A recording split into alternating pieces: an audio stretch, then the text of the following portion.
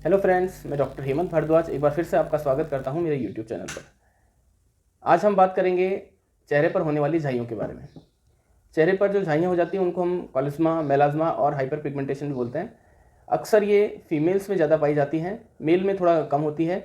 और इसके सिम्टम ये होते हैं कि चेहरे पर नोज़ पे, चिक्स पे, फॉरहेड वगैरह पे जो स्किन होती है वो नॉर्मल स्किन से थोड़ी डार्क हो जाती है और किसी किसी की थोड़ा ब्लैकिश कलर की भी हो जाती है। अगर और सिम्टम्स की बात करें तो इसमें इचिंग, बर्निंग ऐसा कुछ भी नहीं होता है, केवल प्योरली कॉस्मेटिक प्रॉब्लम है। और कॉस्मेटिक प्रॉब्लम होने की वजह से इंसान थोड़ा कॉन्फिडेंस में लो फील करता है, उसको ब्यूटी वाइज थोड़ा ये अनकंफर्टेबल लगता है।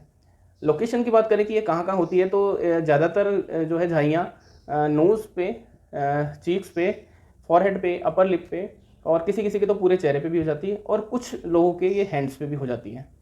लोकेशन के बाद बात करें हम किस कारण से ये होती है या कौन से वो फैक्टर्स हैं जिनकी वजह से ये बढ़ जाती हैं। सबसे पहला जो सबसे बड़ा कारण है वो है प्रेगनेंसी। प्रेगनेंसी के दौरान बहुत सारी फीमेल में चेहरे पर झाइयाँ हो जाती हैं और इनमें से 70 to 80% फीमेल में डिलीवरी के 6 महीने बाद ये झाइयाँ अपने आप भी रिमूव हो जाती हैं। जो 20 से 30% फीमेल बचती हैं जिनके ये ठीक नहीं होती, उनकी काफ़ी लंबे टाइम तक रहती है और उसके लिए ट्रीटमेंट की ज़रूरत पड़ती है। जिन लोगों के हार्मोन रिप्लेसमेंट थेरेपी चल रही है या ऑरल कॉन्ट्रासेप्टिव पिल्स ले रही हैं या और कोई लॉन्ग टर्म ट्रीटमेंट चल रहा है तो उन लोगों के भी झाइयाँ बनने के काफ़ी ज़्यादा चांसेस होते हैं। जिनको हाइपोथायराइडिज्म है उनके भी कोलेस्मा बनने के काफ़ी चांस होते हैं। सभी के जिनके हाइपोथायराइडिज्म सभी के उनके ऐसा ज़रूरी नहीं कि बने, पर उनमें से कुछ लोगों के झाइयाँ बनने का चांस होता है। जो लोग कॉस्मेटिक बहुत ज़्यादा यूज़ करते हैं उनके भी चेहरे पर झाइयाँ बनने के चांसेस हो जाते हैं। जो लगातार स्ट्रेस में रहते हैं उन लोगों के भी चेहरे पे झाइयाँ बन जाती हैं। और जिनका सन का बहुत ज़्यादा एक्सपोजर है, धूप में बहुत ज़्यादा जो लोग रहते हैं, उनका वर्क वैसा है, उन लोगों के भी चेहरे पर झाइयाँ बनने के काफ़ी ज़्यादा चांसेस रहते हैं।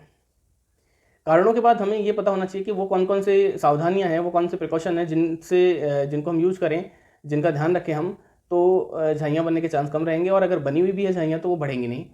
सन के एक्सपोज़र की वजह से बनने के बहुत ज़्यादा चांस होते हैं, तो सनलाइट अवॉइड करनी चाहिए। धूप में जहाँ भी जाएँ, बाहर अगर निकलें, जिनकी झाइयाँ हल्का सा बनना शुरू हो गई तो उनको चेहरे पर सनस्क्रीन लगानी चाहिए और उसके बाद भी उनको कोशिश करनी चाहिए जितना हो सके वो फेस कवर करके निकलें, तो उनके लिए ये ठीक रहेगा और झाइयाँ बनने के चांसेस कम रहेंगे। कुछ होम रेमेडीज़ है जिनके यूज से झाइयाँ जो है वो कम की जा सकती है और झाइयाँ डेवलप नहीं हो उसके लिए भी यूज की जा सकती है। जैसे एलोवेरा जो होता है उसका पल्प होता है वो काफ़ी बेनिफिशियल होता है। एलोवेरा का पल्प फेस पे अप्लाई करने से झाइयाँ कम होती हैं। सेकंड होम रेमेडी है जो कच्चा आलू होता है उसका रस निकाल के और उसको भी फेस पे अप्लाई करने से झाइयाँ कम हो जाती हैं। प्रिकॉशन के बाद बात करते हैं हम होम्योपैथिक मेडिसिन की। वो कौन कौन सी होम्योपैथिक मेडिसिन हैं जो कोलेस्मा को रिमूव करने में हेल्पफुल होती है। सबसे पहली मेडिसिन है सीपिया। सीपिया ज़्यादातर फीमेल के काम में आने वाली दवाई है और इसके जो झाइयों के अलावा और सिम्टम है वो भी फीमेल से रिलेटेड ही होते हैं ज़्यादातर।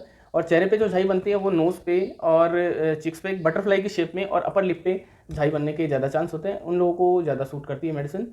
सेकेंड मेडिसिन है क्लोफाइलम। क्लोफाइलम जो होती है वो प्रेगनेंसी से रिलेटेड मेडिसिन है। प्रेगनेंसी के दौरान इस मेडिसिन को लेने से नॉर्मल डिलीवरी के ज़्यादा चांसेस हो जाते हैं और ये कोलेस्मा में भी अगर प्रेगनेंसी के दौरान डेवलप हुआ है कोलेस्मा तो उसके लिए इफेक्टिव मेडिसिन है।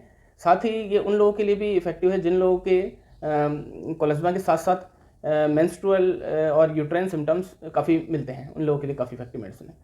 थर्ड मेडिसिन है लीडमपाल।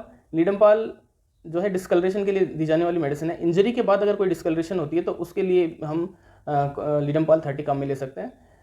फोर्थ मेडिसिन है बर्बेरिस एक्वाफोलियम। बर्बेरिस एक्वाफोलियम अक्सर क्यू पावर में हम काम में लेते हैं और इसका जो मेन पर्पज होता है वो कॉम्प्लेक्शन क्लियर करने के लिए होता है। तो जिन लोगों के कोलेस्मा है उनके लिए काफ़ी इफेक्टिव रहती है मेडिसिन।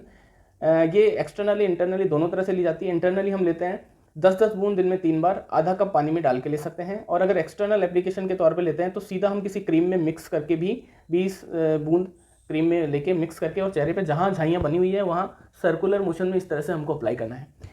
और इसका ऑइंटमेंट भी मार्केट में अवेलेबल होता है। बर्बेरिस एक्वाफोलियम नाम से ऑइंटमेंट भी अवेलेबल होता है, वो भी हम मार्केट से परचेज करके और लगा सकते हैं।